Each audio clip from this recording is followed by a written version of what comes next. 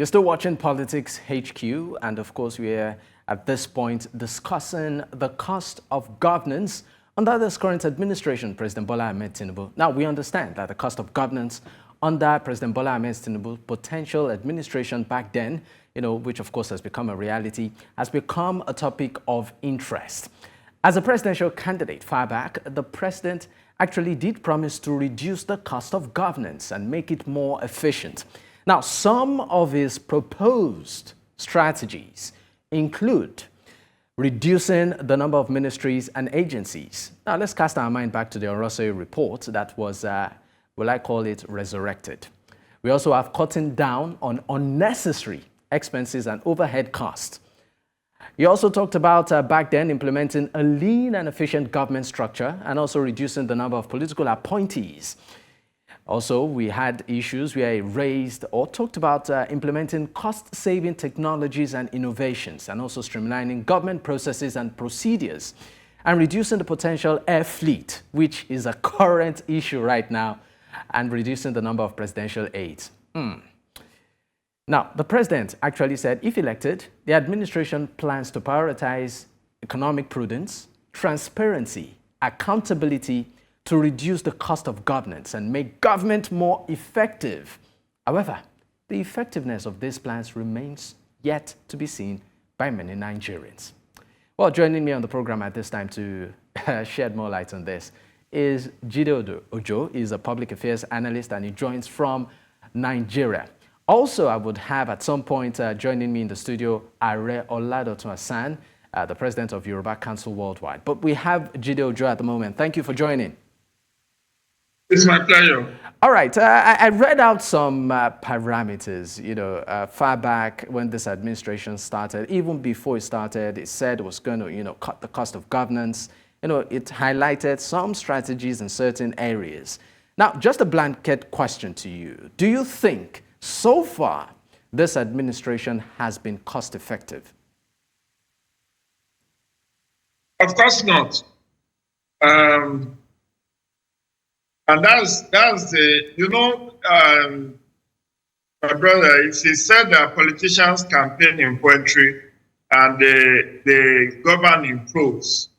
And that's exactly what President Tinubu is doing. He campaigns in poetry, now he's governing in prose, giving all manner of contradictions that come up with his policies. Look at the number of aides that usually follow him on foreign trips. We remember the over 1,400 that went with him to UN General Assembly in September 2023. We remember the very large entourage he had with him when he went to Dubai on an official assignment in December 2023. We've seen padded budget that has so many line items that a prudent government should not have allowed to be in the kind of budget. I understand that it may be like 2,000 pages. The president may not have the time to come through and read line by line the budget by himself. But if he gives a standing instruction to his aides, to the budget office, to the Minister of Budget and National Planning, that look, these are the kind of things I want to see in my budget. Nobody would die inside those frivolous items that we have seen. Look at the cost of Vice President's Lodge, which was just newly commissioned earlier this month. Cumulatively, that building, we are told, cost about 52 billion. Just for one individual. I understand that the project started way back, some said 14 years ago.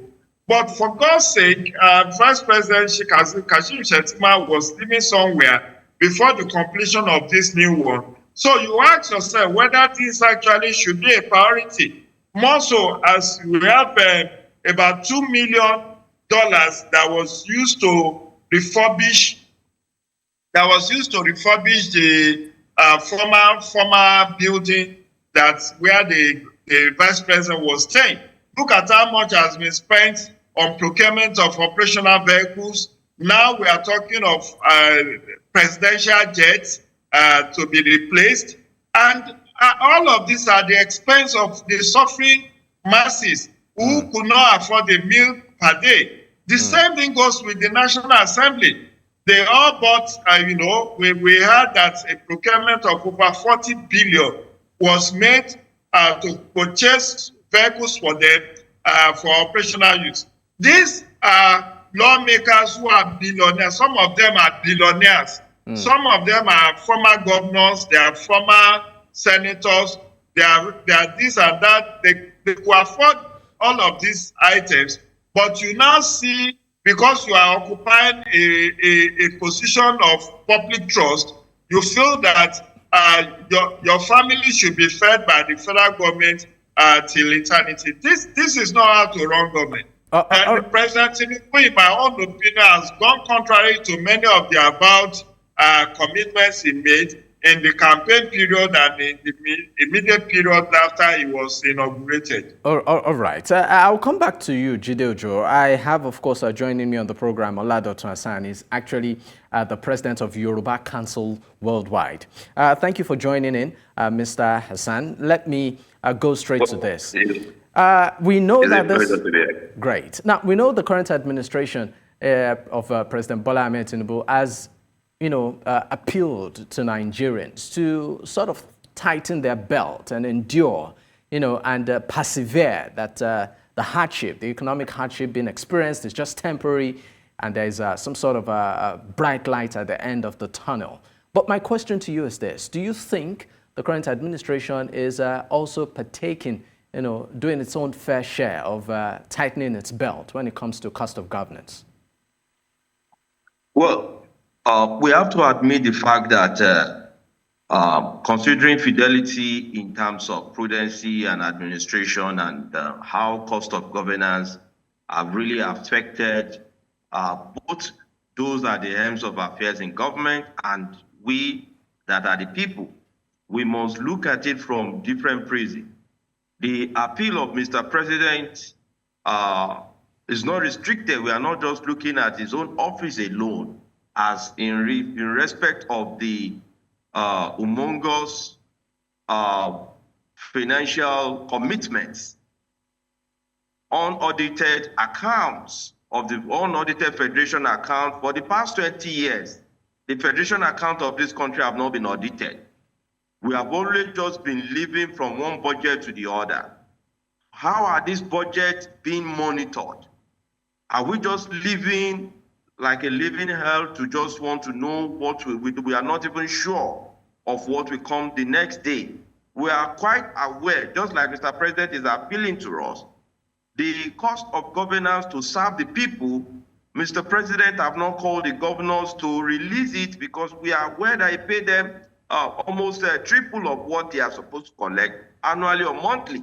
But that is not reflecting in the lives of the people at the grassroots. And that has been converted to be part of cost of governance at the level of the governor's level.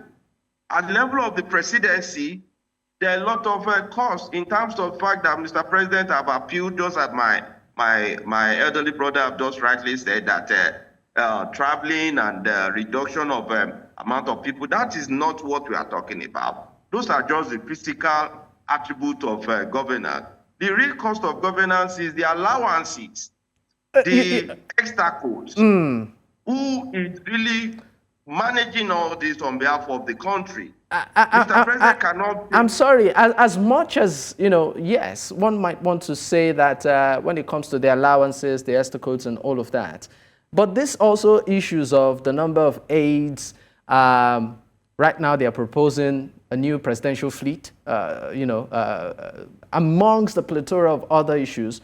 The state, at the end of the day, foots these bills and it runs into, multi-millions of naira, if not, hard currency also. So won't you also want to say that's also a contributing factor? Because at the end of the day, the state bears the cost. I've not absorbed, Mr. President.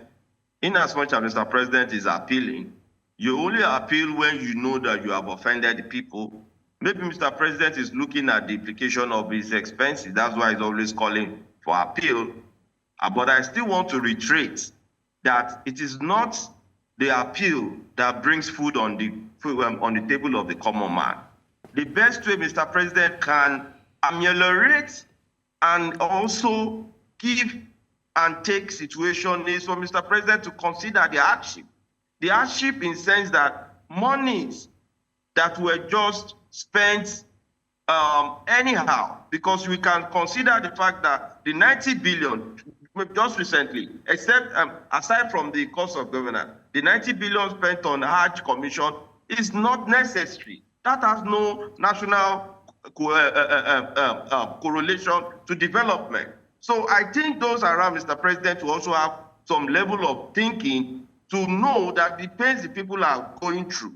These are times Mr. President needs to reduce the cost of fuel to like 15 naira per liter. We are the producer. We now have 2 refineries working. We now have a lot of assurance from NNPC. Yet the prudence of managing our earnings should be for our own benefit, not to be paying loans, and we don't even have benefit of the loans that they are collecting. So I want Mr. President to take the bull by the horn. We gave him all the support, not on the premise of appeal. We believe that we are expecting governance, and politics has gone. We are now talking about governance.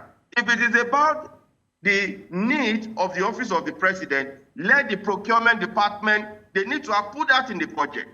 Some things don't need to have come to us like we just have to wake up and see there is a new demand for a yacht, there is a new demand for a new vice president house. Although we are aware that this project has been on for many years, you just want to fulfill the promise of completing all the whole previous abandoned projects. Okay. Maybe this is just one of them. Okay. Oladotun, let me. There must be proper auditing of this cost thing that is, we are not seeing any fidelity that is showing. Okay. That is why we are calling on Mr. President, in as much as we acknowledge his effort in one way or the other in trying to be human. We have not had the president that will continue to appeal to the people before now. We have always used the president that will lock the gate, they will lock the gate, and you don't even hear from them. But the fact that it's Oladotun, I'll come back to you. I'll come back to you. Let me move to Jide Ojo on this one. Now, we've seen cases where the president or the presidency, has made some drastic announcements as regards, cost-cutting measures. One of such was a directive where, as part of, cost-cutting measures, the president actually did direct that all state entourage be drastically reduced. Now, this, according to that report or that statement, said is not a request. It is a directive. The office of the president and staff will be affected. Vice president appointees are affected. And it goes on to say that by the directive, there will be slashing of expenditure on official travel by 60%. Now, it went further to say that the president is limited to have at least 20 number of staff within and outside the country, while the vice president is limited to have 5 aides outside the country and 15 within the country, and it goes on. Now, do we have a situation whereby maybe for the president, there's the intention to actually cut costs, but maybe at the end of the day, for want of words, maybe there is not sufficient willpower to ensure the compliance, to this, or maybe there's some sort of communication gap between the president or the presidency as regards cost-cutting measures and many of these political appointees and public officers. The truth, as I know it to be, is that there is no political will. What the president is just doing is sophistry, just, platitude. There is no serious intention, and those who are working with him are reading his lips. It's one thing to order something. After that statement which you read, after the embarrassment of going to UN General Assembly with 1,411 aides or entourage. When he went to Dubai in December, is it only 20 people that went with him? We had a scenario where 2 of his children even went with him and were accorded state recognition even before ministers. The point is, okay, even the Orosaye reports that the committee was given 12 weeks within which to implement. Have you heard anything about the implementation? It's been more than 4 months now. Silence, mom has been the word. This was a directive that was given in November or December last year. This is the 6th month of 2024. Have you had the full implementation of the Orosaye report? It's dead on arrival. They just smarted this thing. If the president knew he wanted to reduce cost of governance, why did he increase the number of ministries, departments, and agencies? Why did he appoint 48 ministers? If we add himself to it, there are now 49. Anyway, maybe let me be more precise. One of them resigned to join Senate. That's Simon Lalong. And then we have one on suspension, which is Peter Edu. So if you reduce that, they still have about 46 ministers who are drawing pay from the federal post. And you say you want to reduce cost of governance, you want to run a smart economy, you want to run a smart government. I mean, leadership should be by example. And they said example is more than precept. You don't say, you know, as they say in some church, do as I say, not as I do. You must challenge people to do as you do, not do as you say. You must lead by example. Your conduct must be exemplary. I have not seen prudence.